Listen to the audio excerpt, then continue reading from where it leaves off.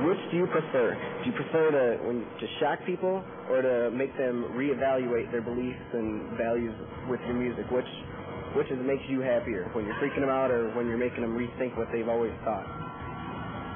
Well, shock value is the vehicle through which I like to educate people or to make them question themselves or question their fears. I think being able to be shocked is a weakness. At the same time, I don't think people should be desensitized, but I don't like to let anything shock me, because then I feel as if that's a fear that can control me. So I like people to understand their fears. So that's why I like to talk or do things that may shock people so that they'll better understand me. I've also in the past shocked people with one of those stun guns, and it was more of a sexual thing. So the expensive kind that shoots across the room or right up on them?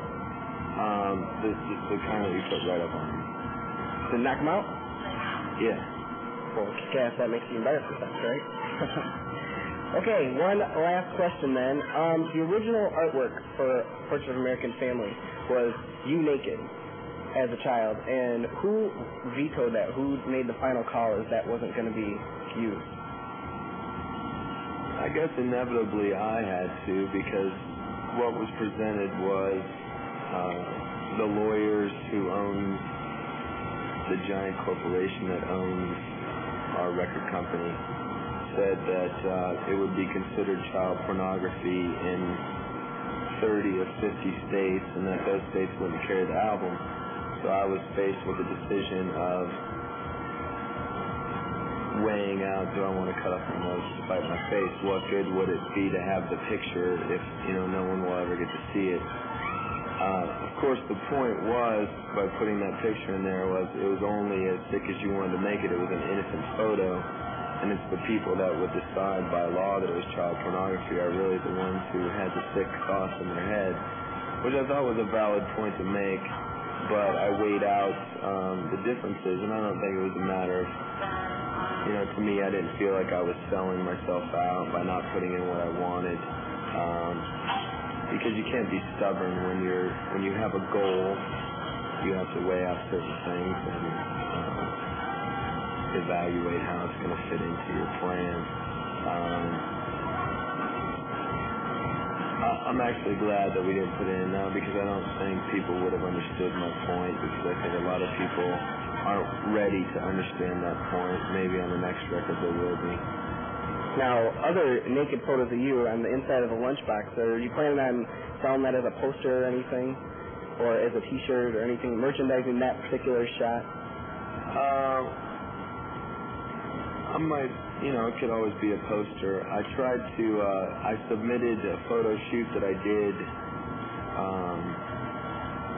revolved around erotic asphyxiation, with me strangling a girl with a telephone cord, and I submitted that to Hustler, but they said it was too vulgar and they wouldn't print it. I was surprised that a magazine like Hustler, who always had cartoons like Chester the Molester and things like that, could be offended by something that I had done, which I thought was kind of tasteful. I thought maybe someone like Sprint or MCI might be interested in using it for one of their long-distance ads. Before you guys were signed to nothing, I heard that you guys were doing a show in Florida, or many times, I'm not sure, that you had your girlfriend at the time wrapped in cellophane up on a cross, and you'd go up and munch on her while on stage and everything. Is this true or not true, or am I getting part of the story wrong? I'm pretty sure that happened. That and many other things have happened. It's just really a matter of, I like to do whatever I feel like doing on any given day. I'm willing to accept the responsibility of, going to jail or whatever, if that's what, I have to do, pay the price for my actions. So I'll do whatever I feel like. It's not anything that I try and plan now, but things like that have happened in the past. Now, seems things are a lot more spontaneous maybe, so you never know. We don't really have time to build a cross to put girls on. No.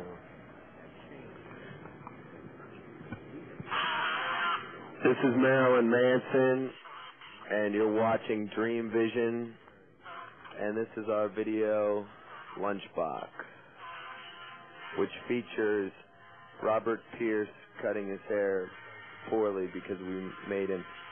And also, there's little girls that are in the video.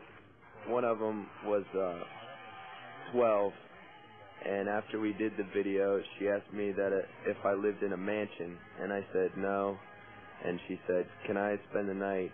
And I said no because her parents were listening. Okay, I did forget one question. Your internet homepage stuff. You have an official Marilyn Manson page. Is it really official? Is it really you guys? Or what's going on with the internet stuff in Marilyn Manson?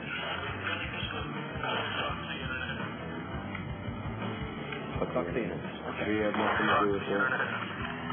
I don't like the internet. I don't even read it because I don't want to be a part of it. So I don't know what it says. I don't want to know what it says. I know we came across 3 of them. One that was supposedly official and the non-official, and the other one I'm not sure what it was, but rumor pages and lyrics and whatnot. So official communication from Marilyn Manson will come via songs or nightmares only. It won't be coming on the internet.